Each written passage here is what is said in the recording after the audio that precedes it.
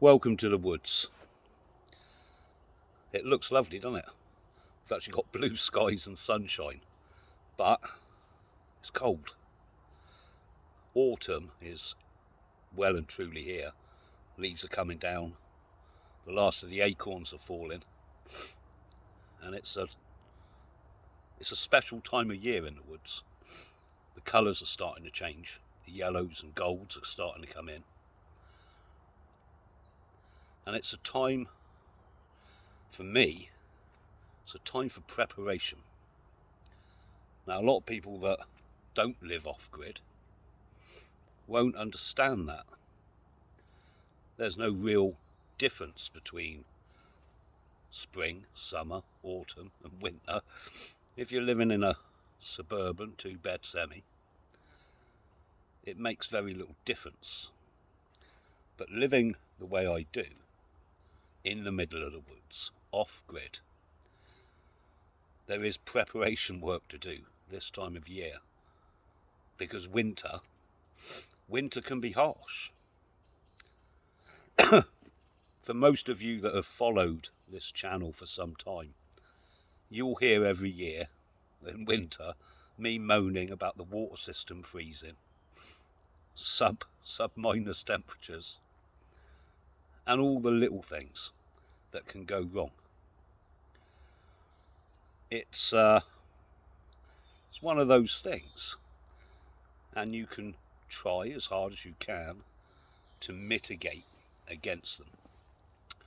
But some things you just can't. The ground here is leaf mulch and dirt, and when you get torrential rain, that turns to mud. And for about the next 3-4 months, my life will be consumed with mud. I've got 6 dogs and poultry, cats, and between all of them, they'll make a lot of mud. Add into that cold weather, short days, long nights. All of these things I need to prepare for, both mentally and get things in line and make sure things are going to be okay, or as well as I can make them. And that leads me nicely into what I wanted to talk about. And I've spoke about this subject loads in the last 5 years. And for a lot of people it was kind of put on the back burner after COVID. And a lot of people's attention, rightly so, has been directed towards the demographic changes in this country, how that's happening, the rate at which that's happening, and what that's likely to result in. And the end result is fairly negative. It means that we will end up being a minority in our own country, and because of the way things have been handled, we'll probably end up being a hated minority in our own country. And that's not a good thing, and I think everybody understands that. And there's a lot of talk online. When I say a lot of talk online, there's a lot of talk online in our sphere, in our circles. There's probably more talk online about makeup and kittens, to be honest, but that's not what we tend to look at. Anyway, the talk in our bubble is of remigration, and not just illegal migrants, but legal migration needs to be stopped, and the problem that is here now needs to be redressed. And it would seem that that talking point it's definitely entered the mainstream. You can definitely say things today that you couldn't have said 2 years ago. So there seems to be a swing. That pendulum is swinging in the opposite direction. I'm always wary. I'm always wary when things start to go in what I perceive to be the right direction. And there's a reason for that. I don't trust the system. It is,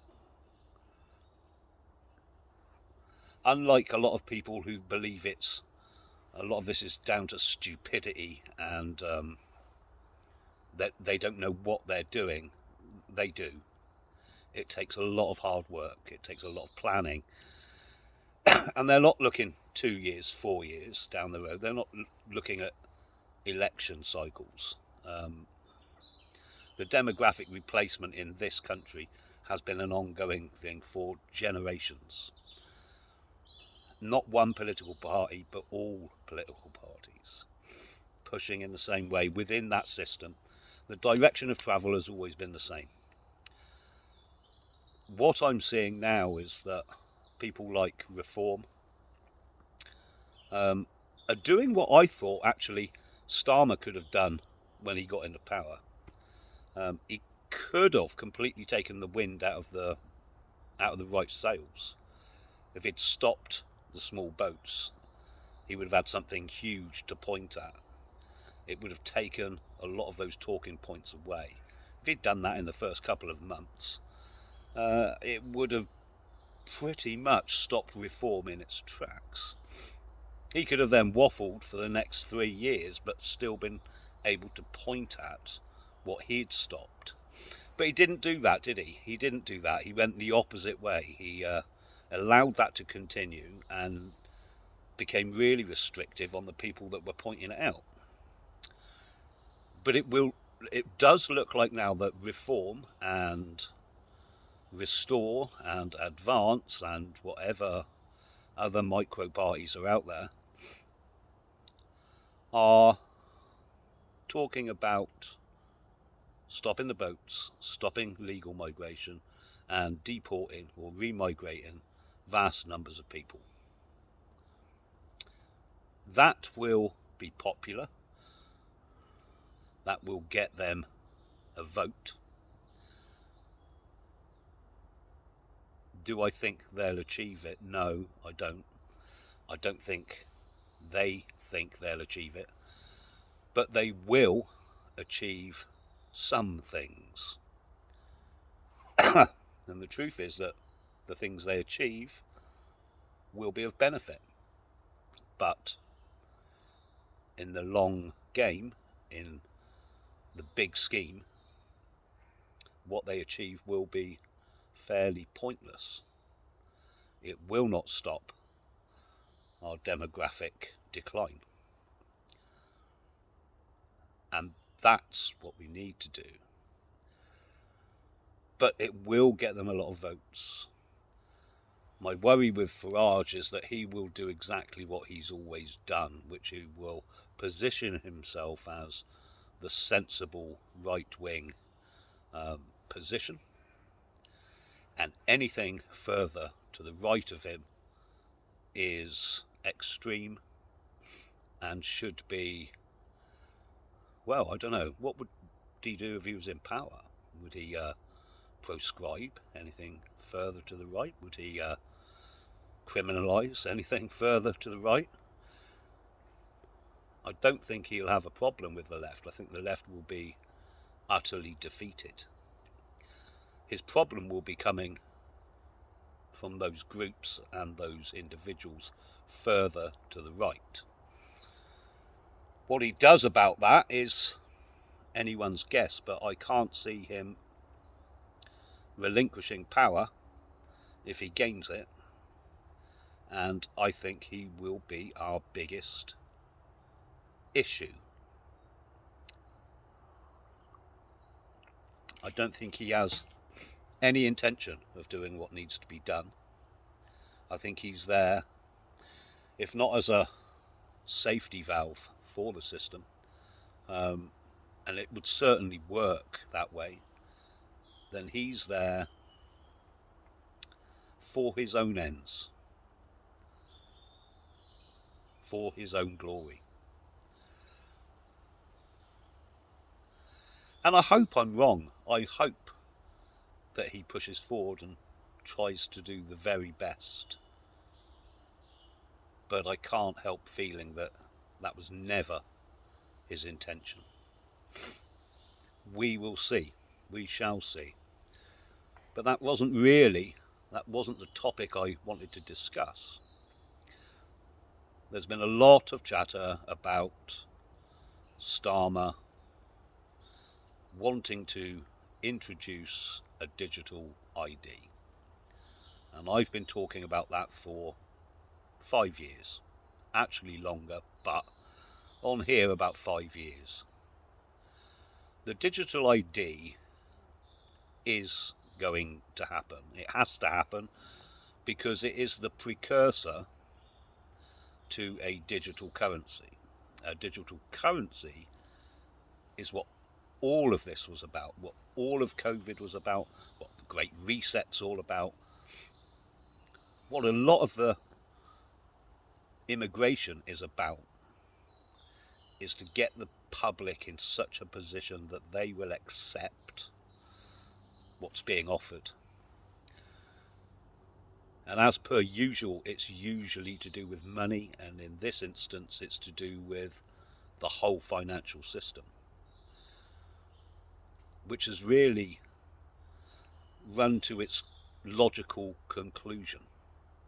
We're now in a position under that fiat currency system where the richest nations in the world are trillions and trillions and trillions of pounds in debt. The UK is bankrupt. America, if it's honest, is bankrupt. We'll never be able to repay that debt. The interest grows every single day. I've mentioned before, it's running at about £5,000 a second. That's the interest on what we owe. Goes up by £5,000 a second. It's a ludicrous amount of money, but it points to the system itself, the financial system, reaching that point where the debt, because of interest and usury, has reached its end. It's no longer viable. And 5 years ago we saw a consolidation of existing wealth and new wealth back up to that 1, maybe 2% of corporations and individuals. They printed billions and billions and billions, worldwide trillions and trillions, and funneled that money to the top. But it's now at the point where they can't continue to do that. They know they can't continue to print money. Inflation would go insane. The people would be running around with wheelbarrows full of paper notes just to buy a loaf of bread. So a new financial system, a new way of dealing with things, and therefore a new system of control, which is what finance has been used for hundreds of years, to control populations. So that digital ID has to come in first. You can't receive a digital currency without your digital ID, so you will have to have one. If you've got a job, you'll need a digital ID, otherwise you won't be able to receive money. Think about that. If you work, you won't be able to receive any money from your boss or your customers unless you have a digital ID. So you will take a digital ID. I won't have a digital ID. I say that. I've got many digital IDs already. Anyone who's got a passport has got a digital ID. Anyone who runs a business has a digital ID. But that is not the digital ID. That is not the one they're rolling out.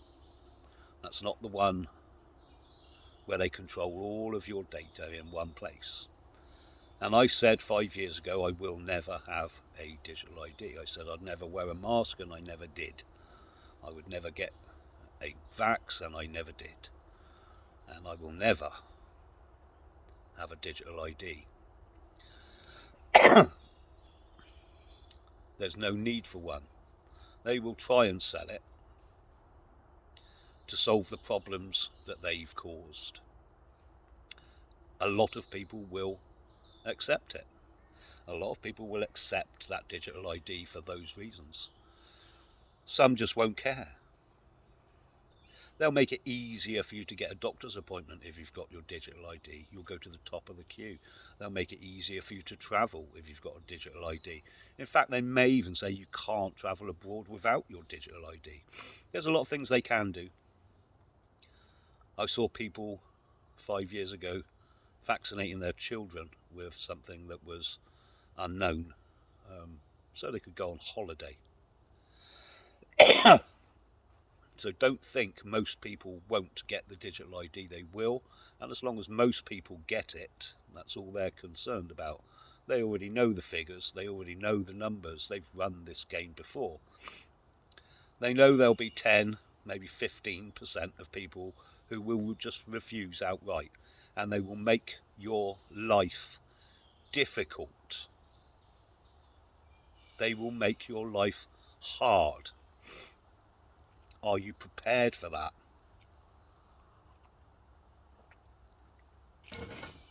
When I say on these videos 80% of you watching this are just going to buckle, 80% of you will accept it, 80% of you will accept it and then tell everyone why, you didn't have a choice, you had to do it. If I didn't do it, I'd lose my job. If I didn't do it, I couldn't take the family on that holiday. I'd already paid thousands of pounds. So if I didn't take it, I wouldn't be able to do whatever. The truth is, if you take the digital ID, you're allowing the system to move forward into a 24-hour surveillance police state where they will control everything. They've already put in the legislation so they can control what you say and what you see online. That will get stricter. They've already passed legislation to control how you can protest, where you can protest, and when you can protest. That will get stricter. With the digital ID, they will start to control all aspects of your life. You will need it to do more and more and more of those things that you think of as every day. You want to buy something on Amazon, you'll need your digital ID. You want to access your points for your Morrison's card, you'll need your digital ID. You want to phone your GP to make an appointment, you'll need your digital ID. All these everyday things, you're going to need it. And for those of you who have already drawn your line in the sand, for those of you who have said no, enough. Contact the Woodlander Initiative. We've already started to put things in place because things will get hard. They're going to get harder. And it's easier to deal with when you have a community of people who are on the same page. We can do things together. We can work round the system. There's always a way. We're quite an ingenious people. But you don't have to go through that on your own. So if you're not going to get a digital ID, join us. There's a lot of discussion going on about how we move forward without it. And when they roll out the digital currency, which trust me is coming, I've spoken often about the sleepy little town not too far from here that 5 years ago had 5, maybe 6 banks and now has none. Last one closed in November. No banks. 2 cash point machines, one at either end of town, and each week at least one of them isn't working. People can't get cash. Banks have now introduced a new system that says that you can only take out £200 cash a week from your account.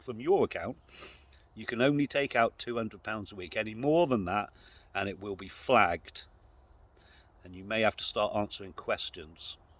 What do you want this money for? Can you show us receipts for what you're buying?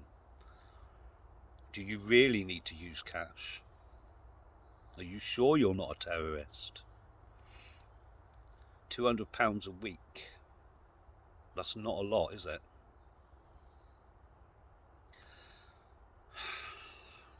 They'll make it incredibly difficult to use cash. They'll never ban it until it gets to the point where no one uses it, which it's very nearly at now. Very nearly. A couple more years when you can't get it, where it's too much trouble, no businesses use it, no businesses take it. They'll have to roll out a digital currency. And then they control everything. They control what you spend, where you spend it. And we've discussed this before. People know this. But if you take that digital ID, you're only one step away from taking the digital currency. I've got to accept it. It's the only way my boss is going to pay me.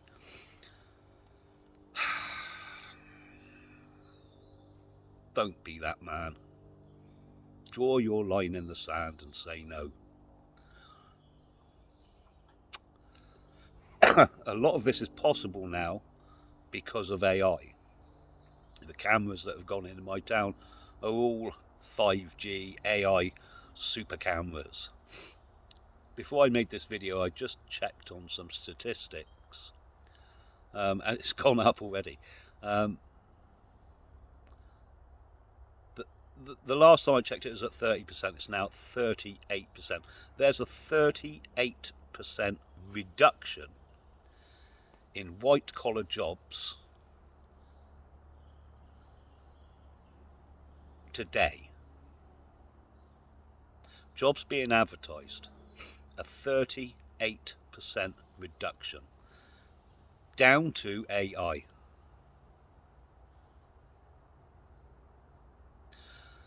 If you work in a non-manual job, very shortly AI is going to take your position.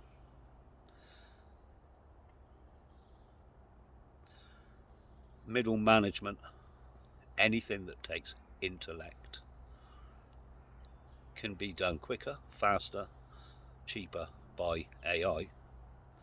And it is amazing what even this free AI tools online can do. In my own business, I have to make things harder for myself to compete with businesses that use AI for advertising, for artwork, for just about all aspects of the business, and I won't use it. So I make things harder for myself. And that's okay. I'm quite used to doing that. Living the way I do is harder than not living like this, but it's authentic. It's real. AI is going to have a huge impact. When you're unemployed and your benefits are being offered in a digital currency to be paid into your digital wallet under your digital ID, you'll tell me then that you have to have all of that, because how will you survive otherwise? Well, you know, that's what we're looking at. That's what we're talking about. That's what we're putting together. If you're going to step away from the system, if you're going to seriously look at a parallel society, a parallel system, you need to be able to secure the basics at least. food, shelter, water, community. Now if we can do that and offer that, we're a long way down the road already. Most people will not have a problem with becoming a slave to the system. They'll gladly give up their freedom, gladly give up everything they've got for comfort and convenience. But if you're not that person, if your freedom actually means anything to you at all, and more than that, if the freedom of your children and your grandchildren and future generations means anything to you, then you can't take that digital ID and you can't accept that digital currency. And if you can't do that, you best start looking at the groups that are putting something else together. And I know we haven't spoken seriously about this subject for quite some time, but you need to think seriously and stop saying to yourself, oh, it's not so bad. It is. Incrementally, you should understand how things can get worse the minute you take your foot off the brake.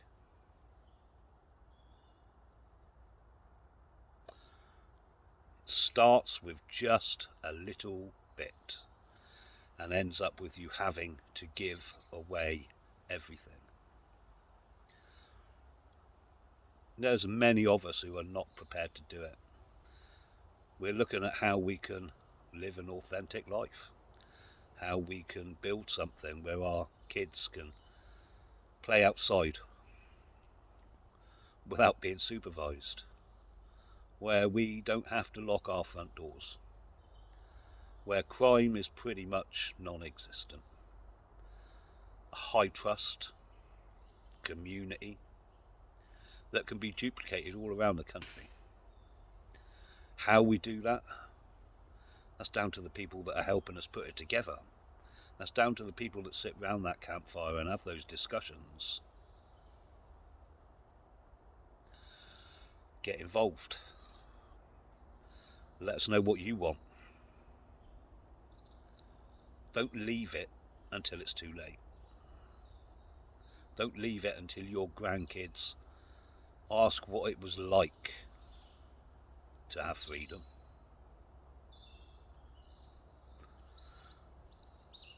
I'll speak to you later, you lot. It's never, ever too late. Don't let them take it all away from you.